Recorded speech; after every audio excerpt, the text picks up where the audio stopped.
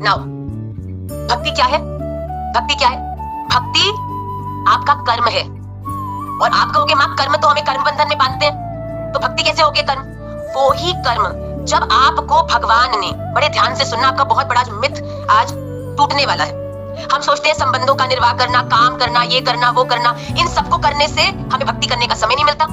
माँ मुझे जॉब जाना है, स्कूल जाना है, घर में आते तो मम्मी पापा ये है, कहते हमारे साथ बैठो, हमारे संग करो, तो समय नहीं मिलता।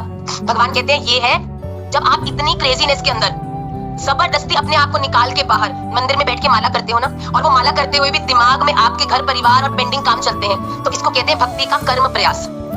आप कर तो भक्ति रहे हो according to you, but my dear children, आप एक्चुअल में भक्ति कर नहीं रहे। आप ये भक्ति का कर्म प्रयास कर रहे हो जिसके फलस्वरूप आपको घर वालों से गाली, बॉस से डांट, और कहीं ना कहीं अंदर ही अंदर एक अपराध बोध की मन नहीं लग रहा, ये मिलने वाला है। भगवान कहते हैं अरे भैया आप भक्ति कैसे करते हो?